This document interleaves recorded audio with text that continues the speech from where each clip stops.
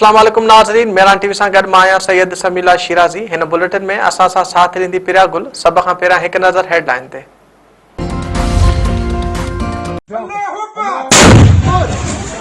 Good शाबाश, good राहत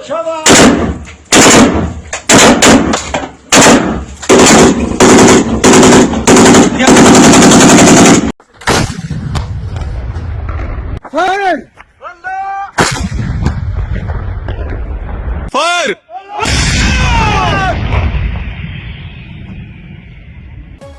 गुजर रात पाकिस्तान की कार्रवाइन में 200 खां वधीक अफगान तालिबान ऐं उन सां लाॻापियल दहशतगर्द मारिया विया। अफगानिस्तान ऐं भारत जी सरपरस्ती में फितरातुल ख़वारिज दहशतगर्दनि बुज़दिलाना हमला कया। दहशतगर्दनि सां विढ़ंदे 23 जवाननि शहादत माणी, 29 जवान ज़ख़्मी आहिनि। ISPR तरफ़ां जारी कयल पधिराई में ॼाणायो वियो आहे त अफगानिस्तान ऐं भारत जी सरपरस्ती में फितरातुल ख़वारिज दहशतगर्दनि 11 ऐं 12 अक्टूबर जी विच वारी राति हमलो कयो। फायरिंग ऐं कुझु हंधनि ते पाकिस्तान जे हंधनि में दाख़िल थियण जी कोशिश कई वई। हमलो सरहदी इलाइक़े में अदम इस्तेहकाम पैदा करे दहशतगर्दी वारे हदफ़ खे पुॼाणी ताईं पहुचाइण लाइ कयो वियो।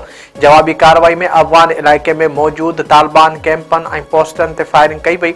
तालिबान जे 21 हंधनि ते वक़्ती तौर ते कब्ज़ो कयो वियो। कार्रवायूं दहशतगर्दनि जी तरबियती मर्कज़नि ऐं हिमायती नेटवर्क्स ख़िलाफ़ कयूं वयूं। उन में फितनातुल ख़वारिज, फितनातुल हिंदुस्तान ऐं दाइश सां लाॻापियल अनासिर भी शामिल आहिनि। जवाबी कार्रवाई दौरान अफगान तालिबान जे इंफ्रास्ट्रक्चर खे सरहदी पटी वॾो नुक़सान पहुचायो वियो। ISPR मुताबिक़ पाकिस्तान अफगान तालिबान जी अबूरी हुकूमत खे चई चुको आहे त पंहिंजी सरज़मीन मां दहशतगर्द तंज़ीमनि खे ख़त्म करे अफगान तालिबान ऐं भारत जी मिली भगत सां ख़िते खे गैर मुस्तक़िम करण जी कोशिश नाकाम बणाई वई।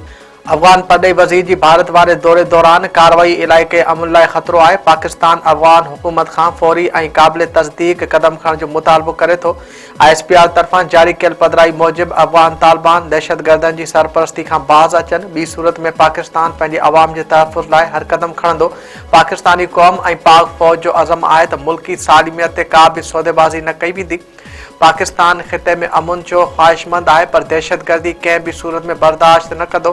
अफगान तालिबान ऐं भारत जूं साज़िशूं नाकाम बणाइण जो सिलसिलो जारी रहंदो। सऊदी अरब तरफ़ां पाकिस्तान ऐं अफगानिस्तान विच में सरहदी झड़पनि ते ॻणती जो इज़हार। ॿिन्ही मुल्कनि खे सबर ऐं ॻाल्हियुनि ज़रिए मसइला हल करण जी अपील। सऊदी अरब जे परॾेही वज़ीर चयो आहे त ख़िते में अमन ऐं इस्तेहकाम लाइ छिकताण घटि करण जी ज़रूरत आहे। सऊदी परॾेही वज़ारत जो चवणु आहे त पाकिस्तान ऐं अफगानिस्तान जी अवाम जी सलामती ऐं ख़ुशहाली लाइ दुआगू आहियूं। सदर ऐं वज़ीर आज़म पारां अफगानिस्तान खे अगराई जो भरपूर जवाब ॾियण ते पाक फ़ौज खे ख़राज तहसीन पेश। सदर आसिफ अली ज़रदारी चयो आहे त मुल्क जी सलामती ते का बि सौदेबाज़ी न कई वेंदी। पाकिस्तान पंहिंजी क़ौमी मफ़ादनि, इलाइक़ी ख़ुदमुख़्तियारी ऐं सलामती जे तहफ़ुज़ लाइ पुरअज़म आहे। पाकिस्तान 4 ॾहाकनि खां अफगान अवाम जी मेज़बानी करे सुठो पाड़ेसिरी हुजण जो मिसाल क़ाइमु कयो आहे। वज़ीर आज़म शहबाज शरीफ़ चयो आहे त फील्ड मार्शल जी क़यादत में पाक फ़ौज अफगानिस्तान खे भरपूर जवाब ॾिनो आहे। हर अगराई जो भरपूर ऐं असराइतो जवाब ॾिनो वेंदो। अफगान हुकूमत पंहिंजी सरज़मीन पाकिस्तान जे ख़िलाफ़ इस्तेमाल थियण खां रोके। दिफ़ा वारे वज़ीर ख़्वाजा आसिफ चयो आहे त अफगान हुकूमत पारां ताउन न करण सबबि हालतूं हिन हद ताईं पहुतियूं आहिनि।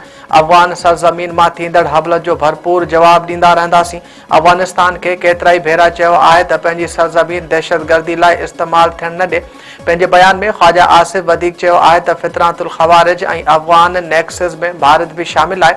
अफगान हुकूमत ऐं दहशतगर्दनि जो गठजोड़ आहे। असां अफगान मुहाजिरनि जी वधीक मेज़बानी करण जे लाइ तयारु न आहियूं। वज़ीर आज़म जे सलाहकार राणा सनावला चयो आहे त फील्ड मार्शल जी लीडरशिप में पाक फ़ौज दुश्मन खे मुंहुं तोड़ जवाब ॾिनो। पाकिस्तान ख़िलाफ़ इस्तेमाल थींदड़ ठिकाननि खे तबाह कयो वियो आहे। अफगानिस्तान खे बार बार चयो आहे त पाकिस्तान ऐं दहशतगर्दनि मां कंहिं हिक जी चूंड करे। फैसलाबाद में प्रेस कॉन्फ्रेंस कंदे राणा सनावला वधीक चयो आहे त समूरनि सियासी पार्टियुनि खे मीसाक पाकिस्तान लाइ गॾु विहणु घुर्जे। PTI क़यादत पंहिंजे बयानीअ ते क़ाइमु रही, पर पाकिस्तान सां गॾु बीहे। ग़ज़ा जो मसइलो हल थी चुको आहे। मज़हबी जमात बि पंहिंजो मार्च ख़तमु करे। पाकिस्तान पारां अफगानिस्तान भारत जे गॾियल बयान ते शदीद ख़दशनि जो इज़हार। परॾे खाते जे तर्जुमान चयो आहे त विलारियल कश्मीर खे भारत जो हिसो करार ॾियणु गॾियल क़ौमनि जी करारदादनि जी भञकड़ी आहे।